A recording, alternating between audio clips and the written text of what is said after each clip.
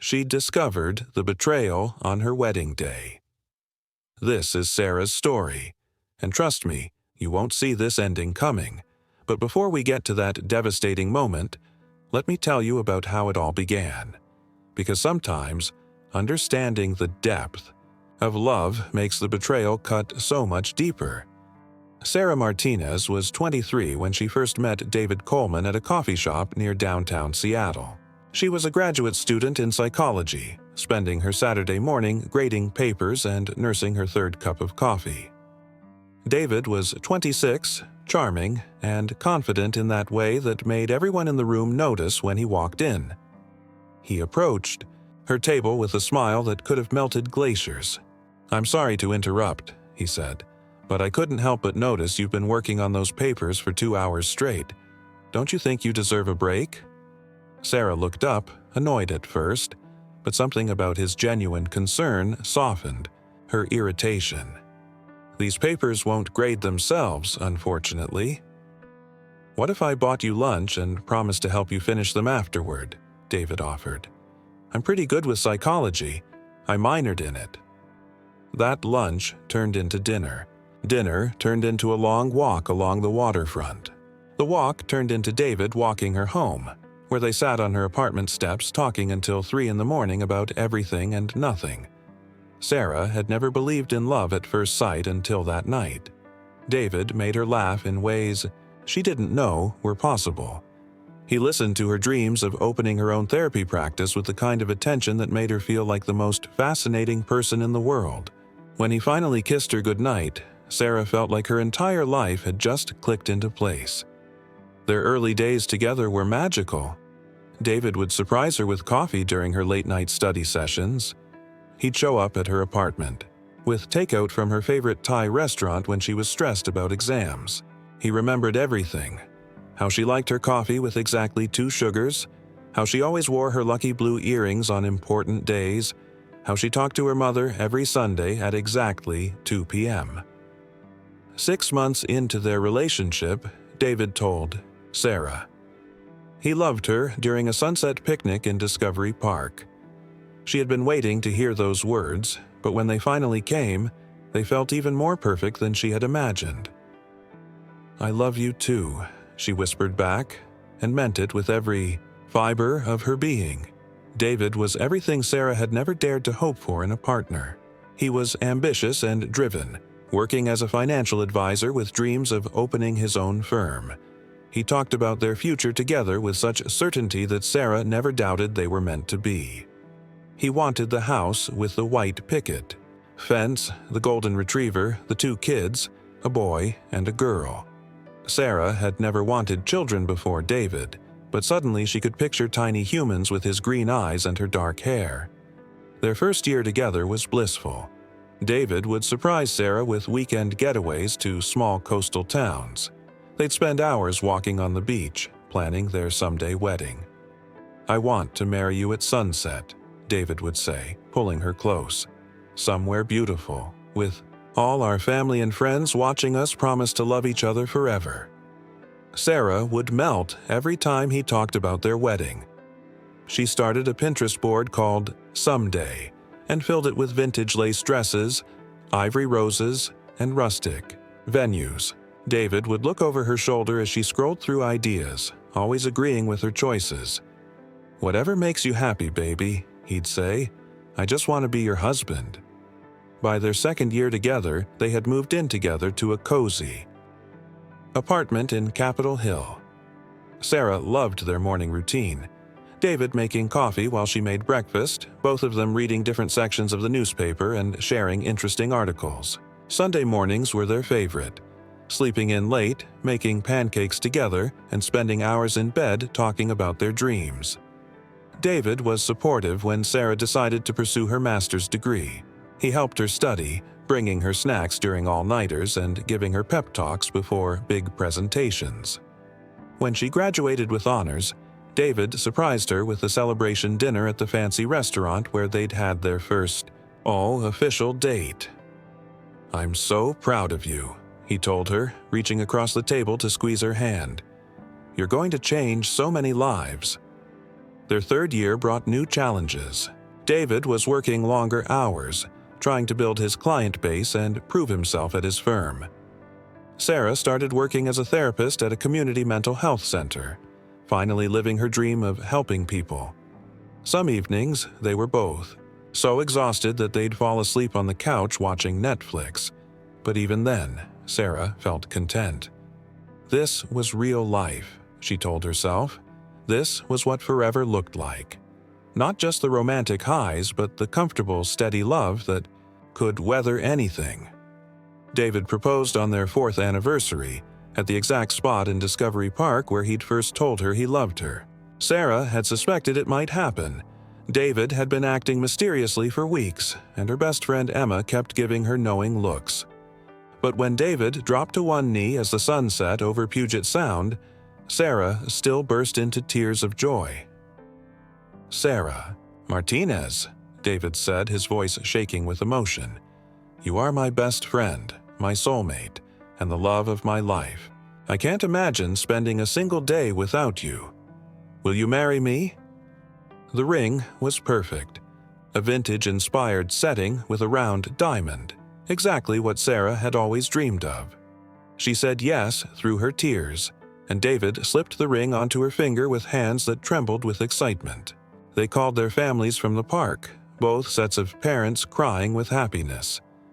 Planning their wedding became Sarah's favorite obsession. She and David spent countless evenings looking at venues, tasting cakes, and discussing every detail. David was surprisingly involved for a groom. He had opinions about flowers and music and insisted on trying every single cake flavor the bakery offered. "This is our day," he'd remind Sarah when she worried about being too picky.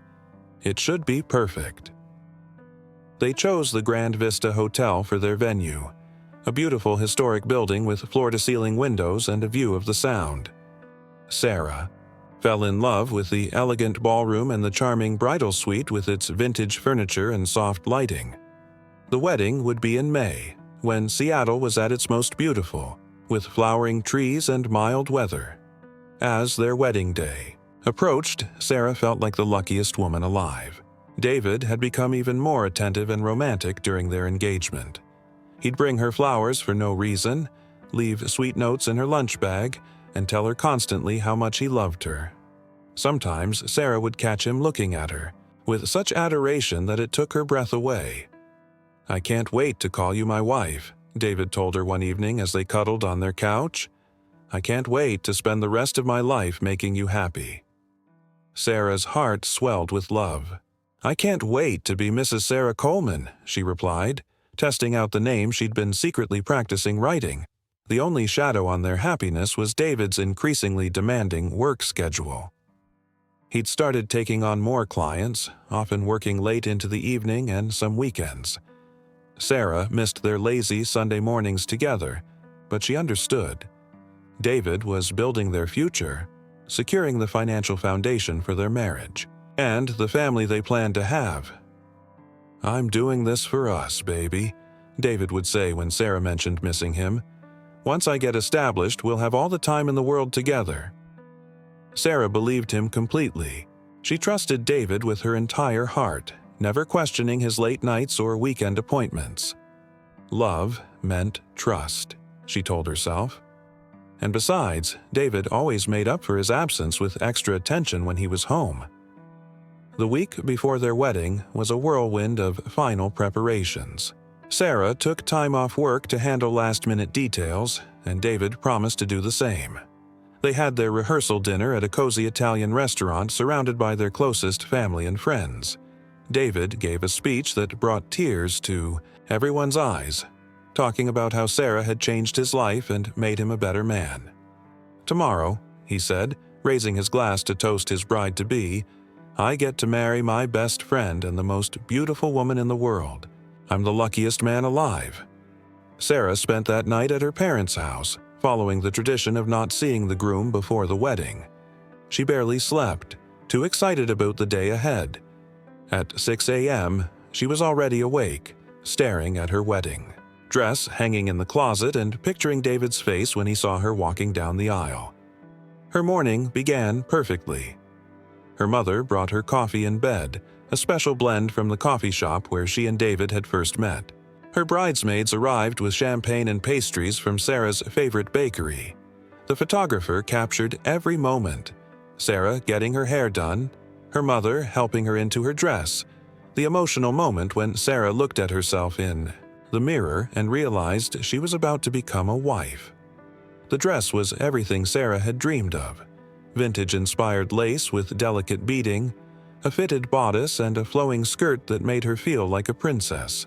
Her grandmother's pearl necklace completed the look, and Sarah felt connected to the generations of women in her family who had worn it on their wedding days. "You look absolutely radiant," her best friend Emma said, adjusting Sarah's veil. "David is going to lose his mind when he sees you." "I can't believe this is really happening," Sarah replied, unable to stop smiling. "Sometimes I feel like I don't deserve him." "Are you kidding me?" Emma laughed, but there was something strained about her expression. "You're the most genuine, loving person I know. David's the lucky one here." Sarah was too happy to notice the shadow that crossed Emma's face, or the way her friend's smile didn't quite reach her eyes. With 30 minutes until the ceremony, Sarah realized she'd forgotten something crucial: her grandmother's pearl earrings, her something old. They were sitting in David's car where she'd left them the night before after showing them to him. These weren't just any earrings. They were the ones her grandmother had worn on her own wedding day 60 years ago, and every bride in the family had worn them since. "Emma, I need to grab something from David's car real quick," Sarah said, gathering her dress carefully. "Cover for me if anyone asks." Emma's face went pale. "Wait, Sarah, maybe I should go get them for you. You shouldn't be walking around in your dress?" "It'll just take 2 seconds," Sarah laughed. "I know exactly where they are. I'll be right back." Emma opened her mouth as if to protest again, but Sarah was already heading for the door, too focused on her missing earrings to notice her friend's obvious distress. Sarah made her way down the hotel's back staircase, holding her dress to avoid tripping. She felt giddy with excitement, imagining David waiting for her at the altar, probably nervous and checking his watch. In just 25 minutes, they would be husband and wife. David always kept his spare key in a magnetic box under the rear bumper, a habit Sarah had always found endearingly absent-minded. She found the key easily and unlocked the car, careful not to let her dress touch the ground. The earrings were right there on the passenger seat, nestled in their antique velvet box exactly where she'd left them. But as Sarah reached for them, her hand brushed against something else, a small, elegantly wrapped gift with a cream-colored ribbon and a note attached. Sarah paused, confused. She didn't remember seeing this gift before. The wrapping was expensive-looking, not like David's usual hasty gift-wrapping attempts. The note was in David's handwriting, and as Sarah read it, her blood turned to ice. "For my real bride. Thank you for making me realize what true love feels like. All my love." Sarah's hands began to shake. Real bride? What did that mean? Was this some kind of joke gift meant for her? But why would David call her his real bride? She was his only bride, wasn't she? With trembling fingers, Sarah unwrapped the small box. Inside, nestled in black velvet, was a delicate gold bracelet with tiny diamonds. Engraved on the inside were the words, "To Jessica. Today changes everything. Forever yours, David." Sarah dropped the box as if it had burned her. The bracelet scattered across the car floor, the diamonds catching the morning light like tiny, mocking stars. She felt like she couldn't breathe, like the perfectly fitted bodice of her wedding dress was suddenly crushing her ribs. Jessica. Who was Jessica? Sarah's mind raced, trying to place the name. Then it hit her like a physical blow. Jessica Morrison, one of David's clients. The divorced woman David had been helping with her complicated financial situation. The one he'd been spending so many late evenings with over the past 6 months. Sarah's vision blurred as puzzle pieces began clicking into place with horrible clarity. All those late nights David claimed to be working. All those weekend client meetings. The way he'd started keeping his phone face down during dinner. The way he'd stopped talking about some of his clients when he used to share funny stories about his work. With shaking hands, Sarah opened David's glove compartment, looking for, she didn't even know what, proof that her worst nightmare wasn't real. Evidence that there was some innocent explanation for the bracelet and the note. Instead, she found a stack of receipts held together with a rubber band. Hotel receipts, restaurant receipts, wine bar receipts, all dated over the past 6 months, all for 2 people, all charged to David's credit card. Sarah's legs gave out and she sank into the driver's seat, her beautiful wedding dress pooling around her like spilled milk. The most recent receipt was from last night, the Rosewood Inn, the boutique hotel across town. The same night, David told her he was having dinner with his college friends for his last night of freedom. He had been with Jessica. The night before their wedding, the night he was supposed to be celebrating the end of his single life with his friends, he was in a hotel room with another woman. Sarah sat in that car, her grandmother's pearls forgotten, her perfect wedding dress wrinkled, and felt her heart shatter into a million pieces. But as the initial shock wore off, something else began to grow inside her chest. Not just heartbreak, not just betrayal, something much more dangerous and powerful. Rage. Pure, righteous, burning rage. Sarah could have called off the wedding right then. She could have marched back into that hotel, told everyone to go home and dealt with this privately. She could have confronted David in his room and demanded explanations. She could have collapsed in tears and let her world end quietly. But Sarah, Martinez had always been strategic, even in her pain. There were things she needed to know first, people she needed to talk to, a plan she needed to make. She carefully gathered the scattered bracelet and put it back in its box. She took photos of every receipt with her phone. She memorized the note word for word. Then she locked the car, smoothed her dress, and walked back into the hotel with the calm determination of a woman who had just discovered exactly who she really was. Sarah marched straight to the bridal suite where Emma was pacing nervously by the window. "Emma," Sarah said, her voice deadly calm, "I need you to be completely honest with me. Do you know who Jessica Morrison is?"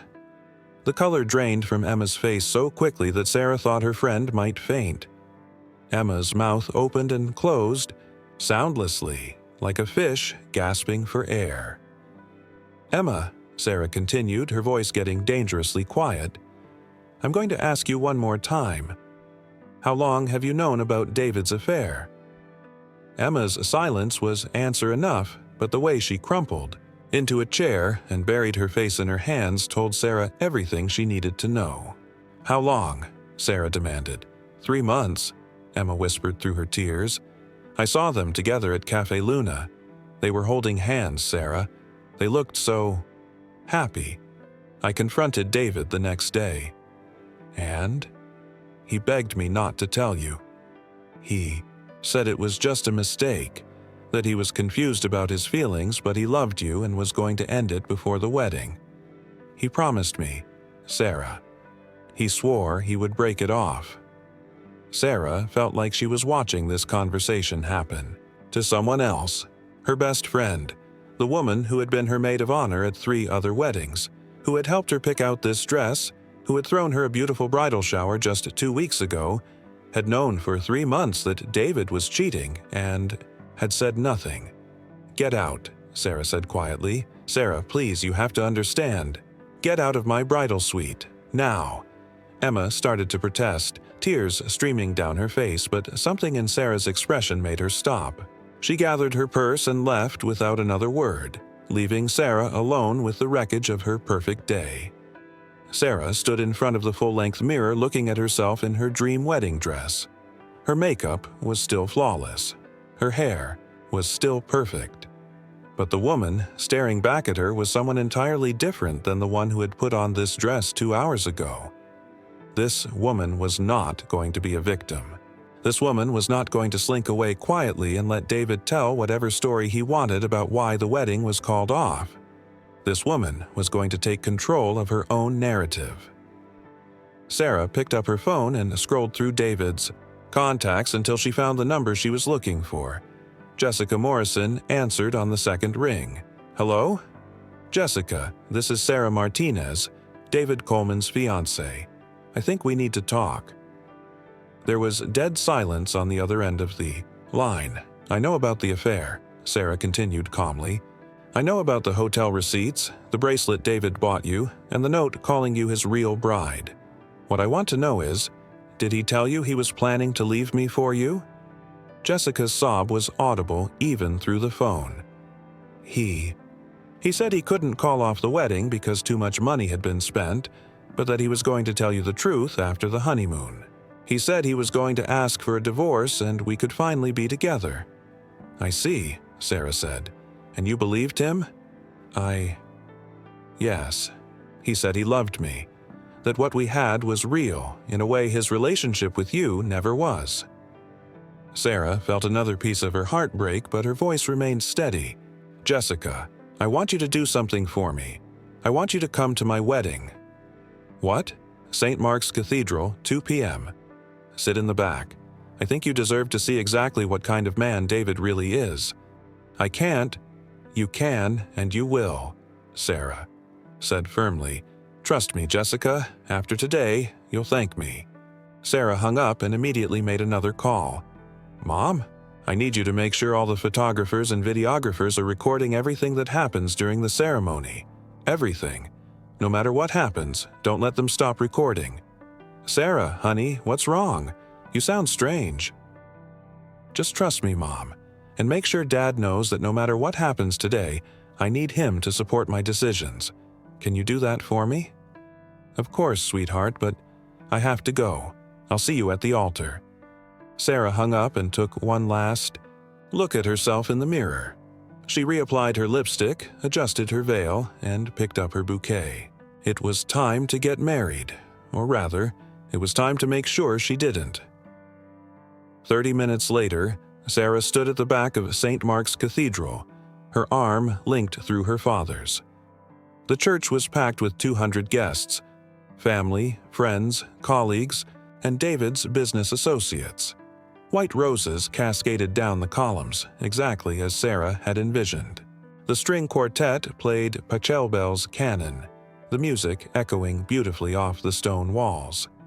At the altar, David stood looking handsome in his black tuxedo, his best man beside him. When the music changed to the wedding march and Sarah appeared. At the back of the church, David's face lit up with pure joy. He pressed his hand to his heart and mouthed, "I love you," as she began her walk down the aisle. Sarah smiled back, but it was the smile of a shark circling its prey. As she walked past the pews, Sarah scanned the faces of the guests. There, in the very back row, sat a petite brunette with red-rimmed eyes clutching a small box in her lap. Jessica Morrison had accepted Sarah's invitation. Sarah reached the altar and handed her bouquet to her remaining bridesmaid, Emma's replacement, her cousin Mariah, who had no idea what was about to happen. David took Sarah's hands, his eyes shining, with tears of happiness. "You look absolutely beautiful," he whispered. "I'm the luckiest man in the world." "If only you knew," Sarah thought, but she smiled and squeezed his hands. The officiant, Father Mackenzie, began the ceremony. His voice was warm and familiar. He had baptized Sarah as a baby and confirmed her as a teenager. He spoke about love, commitment, and the sacred bond of marriage while Sarah stood there planning the destruction of the man beside her. "Marriage is not just about love," Father Mackenzie said, "but about trust, honesty, and the promise to forsake all others. It is a covenant not just between two people but between those two people and God." Sarah almost laughed at the irony. Trust and honesty, forsaking all others. David had broken those promises before he'd even made them. The ceremony proceeded normally through the readings and the homily. David's cousin read from Corinthians about love being patient and kind. Sarah's sister sang Ave Maria with a voice like an angel. Everything was perfect and beautiful and exactly as Sarah had dreamed, except for the part where she was about to destroy it all. Finally, Father Mackenzie reached the moment Sarah had been waiting for. "If anyone has a reason why these two should not be wed," he said, his voice carrying to every corner of the cathedral, "speak now or forever hold your peace." The church fell silent. This was usually just a formality, a tradition everyone expected to pass without incident. Sarah could feel the collective held breath of 200 people waiting for the ceremony to continue. Instead, Sarah turned around to face the congregation. "Actually, I do," she said, her voice clear and strong. The gasp that went up from the crowd was audible. David grabbed her arm. "Sarah, what are you doing?" he hissed. Sarah pulled her arm free and stepped away from him. "I'm stopping myself from making the biggest mistake of my life." Her voice grew stronger, carrying to every corner of the cathedral. "Everyone, I have a reason why David Coleman and I should not be married today. I discovered this morning that my fiancée has been having an affair for the past 6 months with a woman named Jessica Morrison." The church erupted in shocked gasps and murmurs. Sarah's mother stood up in the front pew, her face pale. David's face went from confusion to panic to horror in the span of seconds. "Sarah, you're having some kind of breakdown," David said desperately. "This is insane." "Jessica," Sarah called out, ignoring David completely, "would you please stand up?" In the back of the church, Jessica slowly rose to her feet, tears streaming down her face. 200 pairs of eyes turned to stare at her, and she looked like she wanted to disappear into the floor. "Jessica," Sarah continued, her voice carrying clearly through the cathedral's excellent acoustics, "would you like to tell everyone here what David gave you last night at the Rosewood Inn?" Jessica's voice was barely audible, but in the complete silence of the church, everyone heard her. "A bracelet. He told me he was going to leave Sarah after the honeymoon. He said he couldn't call off the wedding because too much money had been spent, but that he loved me, and we would be together soon." The church erupted again. David's face went from horror to pure panic. "This is not how this looks," he said desperately. "Sarah, you're misunderstanding everything." "David," Sarah said calmly, reaching into her bouquet where she had hidden the bracelet. "I found this in your car this morning, along with this note." She held up both items. "To Jessica, today. Changes everything. Forever yours, David. Were you planning to run away with her during our honeymoon?" What happened next shocked everyone in that church, including Sarah. Instead of continuing to deny everything, David snapped. "Yes," he shouted. "Yes, okay? I was going to leave you for Jessica. Are you happy now?" The church fell completely silent except for the sound of Sarah's mother crying. "You want the truth, Sarah?" David continued, his voice getting louder and more vicious. "The truth is, I haven't been happy with you for over a year. You're boring, you're predictable. Every day with you is exactly the same routine. Coffee, work, dinner, TV, sleep. Jessica makes me feel alive in ways you never could." Sarah's father started to stand up, his face red with anger, but Sarah's mother pulled him back down. "I was going to spare you the humiliation by waiting until after the honeymoon," David went on, apparently unable to stop himself now that he'd started. "But since you want to do this publicly, fine. I don't love you, Sarah. I probably never really loved you. You were just safe, convenient, but I want more than that. I deserve more than that." The church was so quiet you could hear people breathing. Sarah stood there in her dream dress, at her dream wedding, hearing the most brutal truth of her life spoken in front of everyone she cared about. But then, something unexpected happened. Sarah started to laugh. It started as a small chuckle, but it grew until she was laughing so hard she had to wipe tears from her eyes. The entire congregation watched in stunned silence as the bride laughed at her own wedding altar. "Thank you, David," she finally managed to say. "Thank you for showing everyone here exactly who you really are. Thank you for proving that I'm not losing the love of my life today. I'm losing a coward and a liar who was never worthy of me in the first place."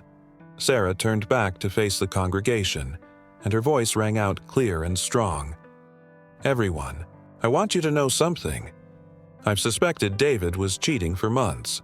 The late nights, the secretive phone calls, the way he stopped looking at me like he used to. But I convinced myself I was being paranoid. I told myself that love meant trusting, even when trust felt stupid." She walked down from the altar and stood directly in front of Jessica, who was still crying in the back pew. "Jessica," Sarah said, her voice gentler now, "I need to tell you something that David apparently didn't mention.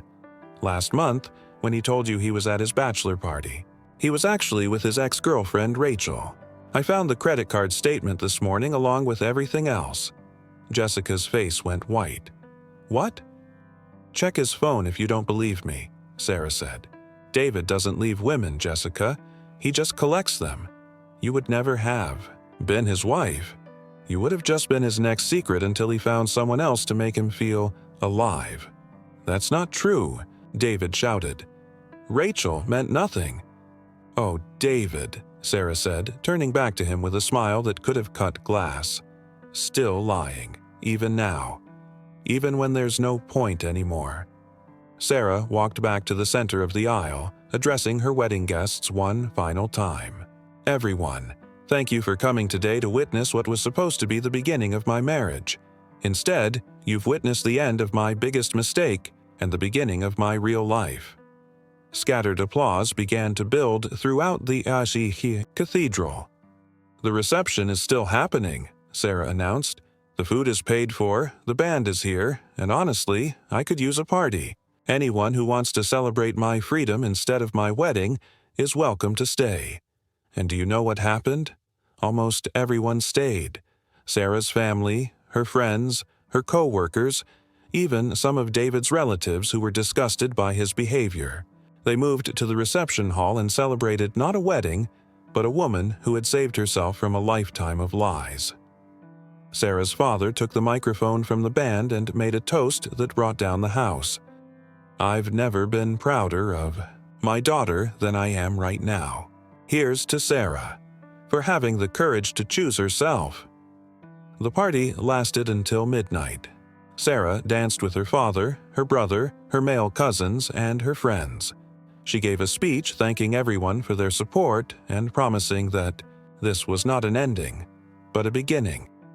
She cut the wedding cake by herself and fed the first piece to her mother.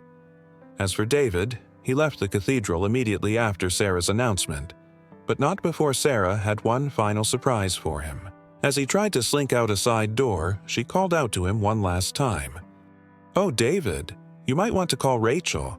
I texted her this morning and told her everything too. Apparently, you promised her you were going to leave me for her as well. She's pretty upset." David's face went gray as he realized the full extent of his exposure, and he practically ran from the church. 6 months later, Sarah received a text from an unknown number. "Sarah, this is Jessica. David left me for someone else 3 weeks after your wedding. You were right about everything. He never had any intention of leaving you for me.